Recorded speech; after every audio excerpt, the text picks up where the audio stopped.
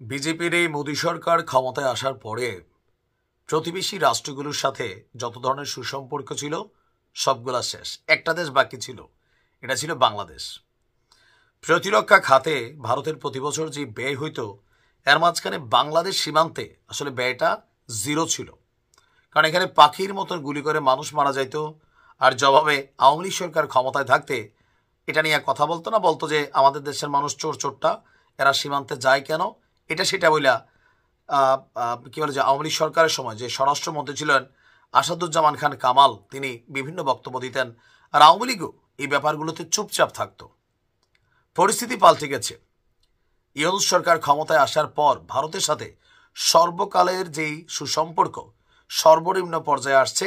এক ধরনের অন্তরে অন্তরে দুই দেশই শত্রুতা পোষণ করছে। পাকিস্তানের সাথে সম্পর্কের উন্নতি ঘটেছে। সামরিক অস্ত্র থেকে শুরু করে কাঁচামাল, নিত্য প্রয়োজনীয় দ্রব্য পাকিস্তান থেকে আসছে।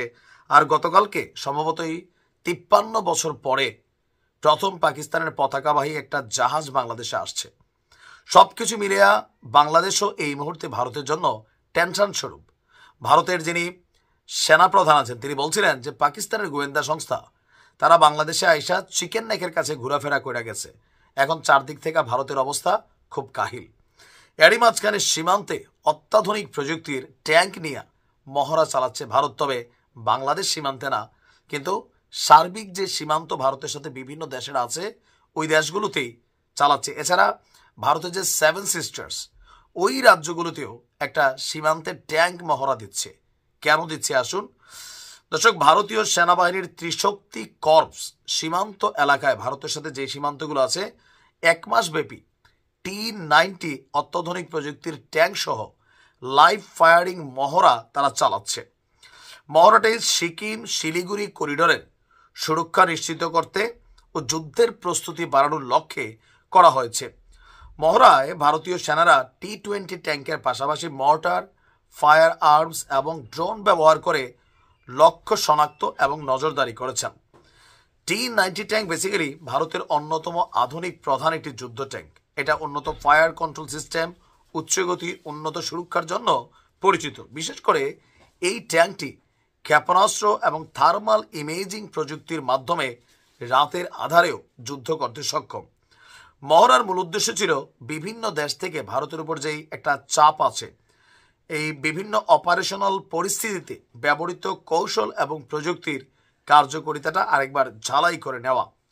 দেশীয় প্রতিরক্ষা প্রযুক্তির পাশাপাশি মানে বৈদেশ থেকে যেই সকল জিনিসপত্র তারা আনে ওইগুলোর ব্যবহার বাড়ানোর মাধ্যমে আত্মনির্ভরশীলতা আপনার তৈরি করা।